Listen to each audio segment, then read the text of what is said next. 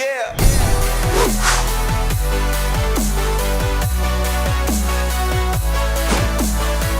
Welcome back to the Gridiron Expert. The first set of the college football playoff rankings will be released tonight. Things are getting real, guys. It's the month of November, the most important month in college football. Things are starting to heat up. But the thing is, we probably aren't going to agree with the playoff rankings. Probably aren't going to agree with them tonight. Probably won't agree with them all year long. Which is why today we are bringing you our Gridiron Expert Top 25. Our Gridiron Expert poll heading into Week 10 of this college football season. Again, a ranking system based on our metrics, our thoughts, really just our system alone. No bias from the AP, no bias from the playoff committee. This is how we believe the team should be ranked heading in to a big Week 10 of college football this Saturday. We're going to break down every team for you today, but before we get started, of course, welcome back to the Gridiron Expert. We're so glad you could join us today. As always, make sure to continue to like, comment, subscribe, and share our videos. And of course, check out everything down in the description below as well, guys. We've got our expert picks over on our website, thegridironexpert.com, some of the best college football and NFL spread picks in the entire country. Do not miss out on those offers, guys. Do not miss out on those picks. Go sign up for those today. It's a year-long subscription. Check out the PrizePicks. Check out BetNow. And check out MyBookie. We're going to have more info on our partnership with MyBookie coming very soon. But make sure to go sign up today, guys. Get that 100% sign-up bonus. And get that 250% sign-up bonus when you refer a friend. So all of that stuff, all of those information, all those links down in the description below. Take advantage of it now, guys. It's still so much football left to be played. So many offers left for you to take advantage of, and we're trying to help you. So make sure you go check it out. Again, all down there in the description. So let's take a look at our new set of rankings, guys, heading in to Week 10. We did not put out our Week 9 rankings last week. Obviously, we were still sick at that point, but we still ranked them. We still ranked our Week 9 teams, so these rankings are going to kind of look a little different than they did from 2 weeks ago. But let's go ahead and start in this first column and start with the top 10.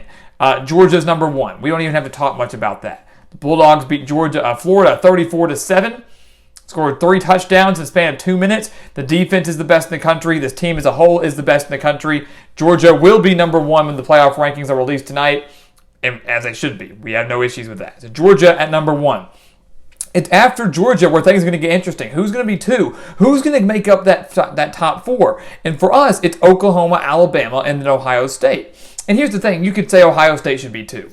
You could say that Cincinnati should be 2. You could say Alabama should be 2. Everybody has their opinions, right? Here's the thing. We have Oklahoma at 2 right now for this reason alone. The Sooners are undefeated. The Sooners are unbeaten, guys. Alabama is not. Ohio State is not.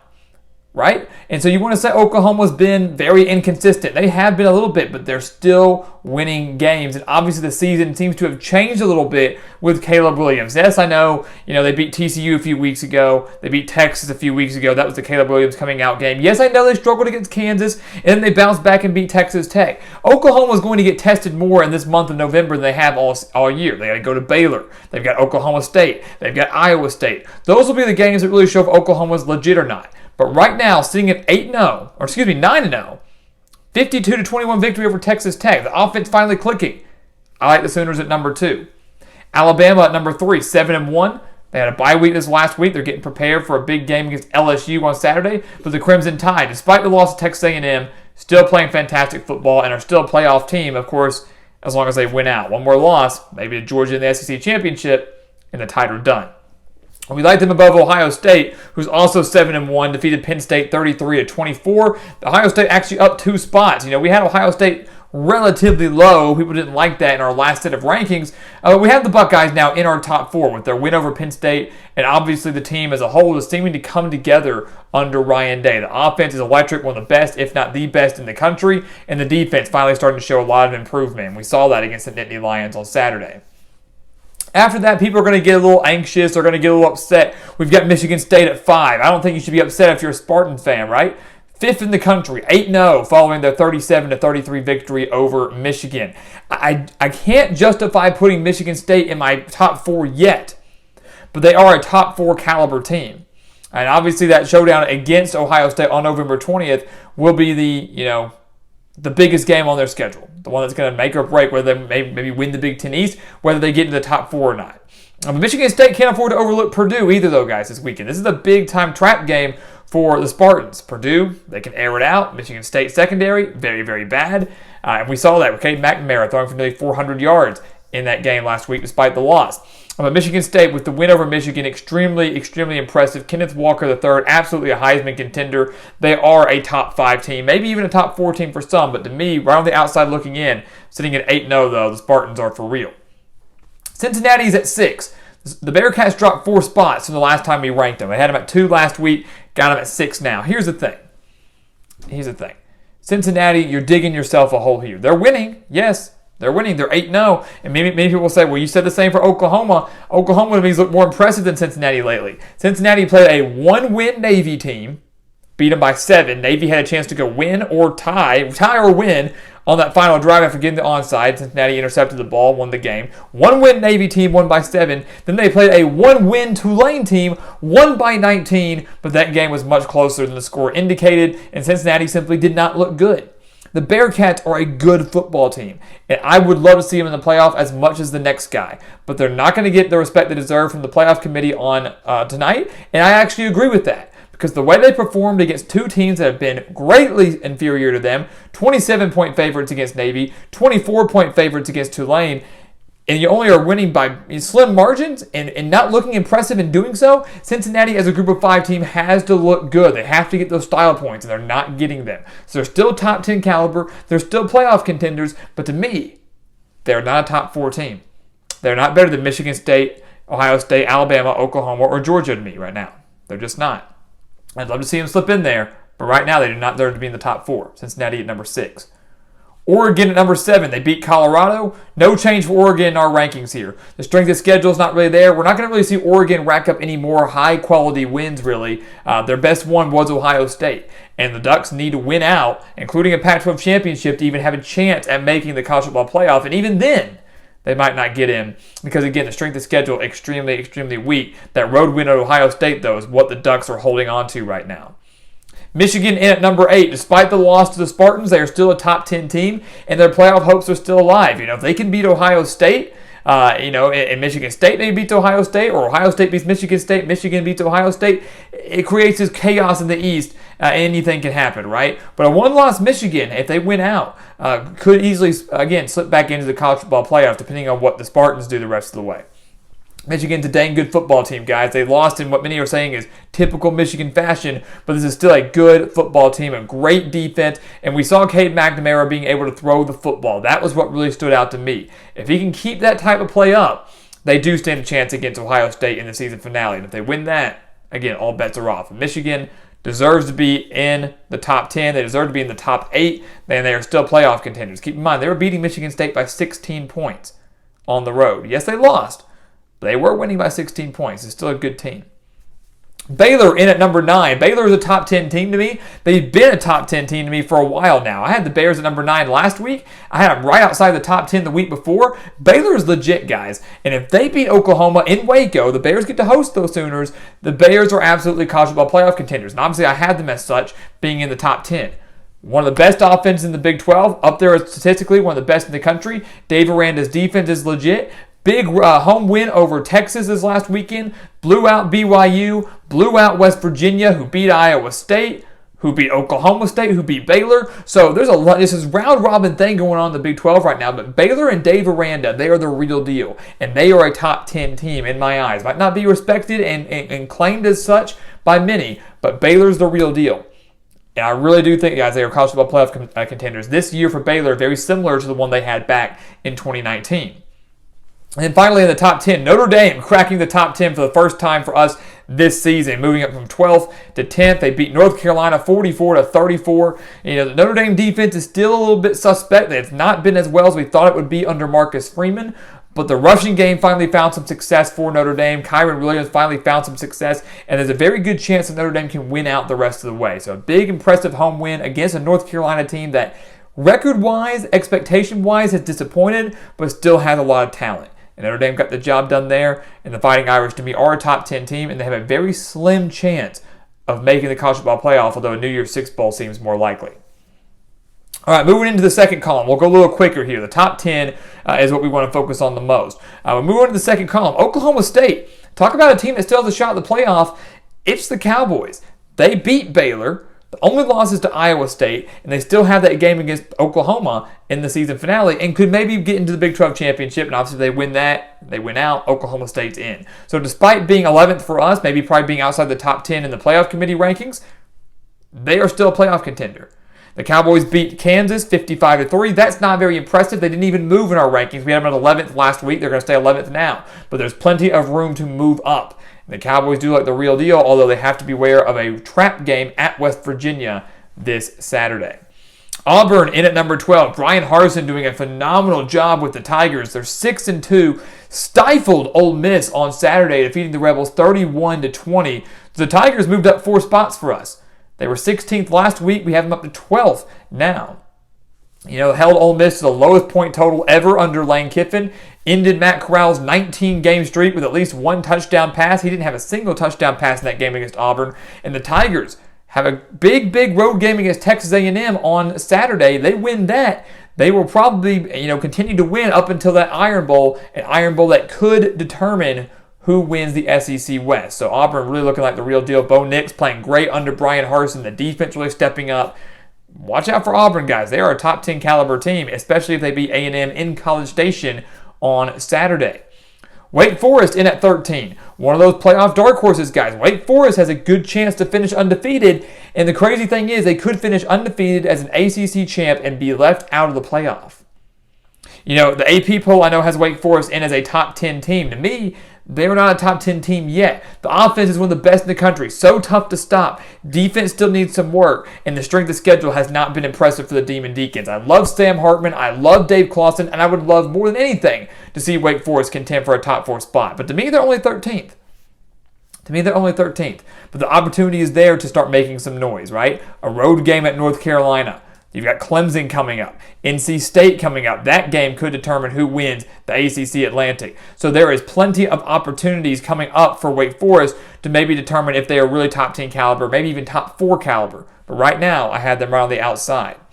Texas A&M in at 14. They had a bye week last week, but they're obviously preparing for Auburn. This is another big game. Texas A&M can beat Auburn. And then Auburn later on beats Alabama in the Iron Bowl. Texas A&M would win the SEC West, assuming they win out. So a lot of big things are at stake here in the SEC West, and a lot of it's going to come down to what happens on Saturday between the Tigers and the Aggies. But Texas A&M, after their win against Alabama, jumped back into the rankings. They've won every game since then against Missouri, South Carolina, slowly but surely climbing back up. And a win against Auburn could see them jump back into the top 10, where everybody wrote them off after back-to-back losses to Arkansas and Mississippi State.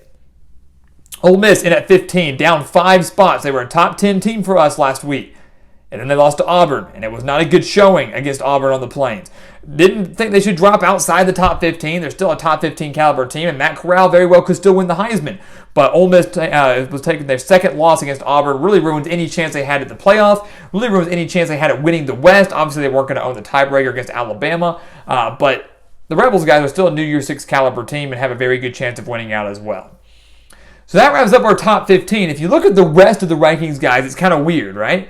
It's very confusing for some, and you're going to say, how in the heck do you have UTSA at 16, Houston at 17, guys like that? Again, keep in mind, these are our metrics, so we're not taking any notes from the AP poll. We're not taking any notes from the committee when they release theirs. Here's the thing. Last week, Iowa State, Pittsburgh, Penn State, SMU, and San Diego State, those 5 teams were ranked 18th through 22nd for us. Those 5 teams were ranked in consecutive orders. All 5 of them lost. Some losses more excusable or inexcusable than others. So obviously the teams that were 23rd, 24th, 25th, if they won in our rankings, they were going to see a major jump because maybe they didn't beat anybody good, but when everybody ahead of you lost, you're going to shoot up. And that's exactly what happened to UTSA here. Jeff Traylor, first off, is doing a phenomenal job with the Roadrunners, 8-0. Many thought he would move and go to the Texas Tech head coaching job, but he decided a $28 million extension with the Roadrunners. It looks like he's there to stay. UTSA doing a fantastic job. They're a dang good team, play great defense, and they know how to run the football. So I have them up at number 16, finally getting some respect they deserve. And we'll talk more on them later on in our prediction video. Big game against UTEP. coming up on Saturday. So we'll talk more on that. Behind them, we've got Houston at 17. Some may think this is too high, but I want to give Houston some respect here. I want to give Houston some credit. Dana Holgerson's squad is 7-1. They just beat SMU, who again was ranked for us 22nd and was ranked nationally as well in the real poll. Beat them 44-37, a shootout, and the Cougars winning that game on a game-winning kickoff return.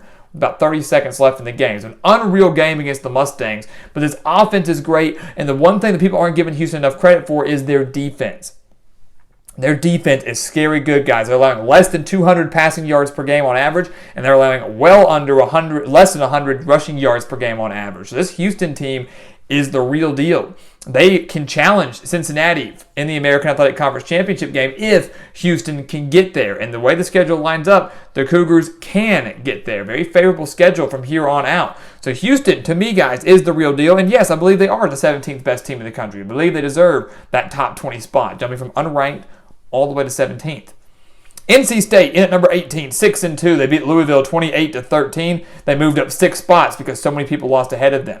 But NC State, their only losses are to Mississippi State, who's 5-3 and just took down number 12 Kentucky in dominant fashion. And then they just lost to Miami a couple weeks ago, but that same Miami team just went on the road and took down Pittsburgh. So, you look at NC State, 2 losses, 6-2, still alive to win the ACC Atlantic. Big time bounce back win against Louisville. Takes a good team to bounce back after a tough loss on the road. Dave Doran's squad's looking good. They play great defense, and Devin Leary is playing great ball as quarterback for the Wolfpack. So many don't have them even in their top 20, maybe not even ranked at all. I still think NC State deserves a lot more credit than they're being given. 18th for the Wolfpack. 19th for Coastal Carolina, 7-1 on the year. Everybody wrote them off after the loss to App State. One loss to a pretty good team in the Sun Belt. They bounced back. They beat Troy. They were low in our rankings. People lost ahead of them, so now they're back in the top 20. And I think you're going to see the old Coastal this week when they take on a very bad Georgia Southern team. The Chanticleers should literally run all over them and get back to their old ways and still have a chance to win the Sun Belt. Still have a chance for that, guys. And I believe the Chanticleers do deserve a top 20 spot. Last team in our top 20, BYU. They weren't ranked for us last week. They're ranked for us now after that thrilling 66-49 victory over Virginia. The Cougars are 7-2, guys, and their losses aren't all that bad. Baylor and Boise State. The Boise State loss looking a little bit worse than any other. The Baylor loss not looking too bad at all. So BYU still a very solid team. Tyler Algier, a fantastic running back. To me, this is still a top 25 team, and I believe they deserve to be ranked in the top 20. I really do. BYU has a solid chance to finish 10-2 this year, in a year where many, including myself, I'll own up to it, thought they would take a major step back after losing so much talent from last year's squad.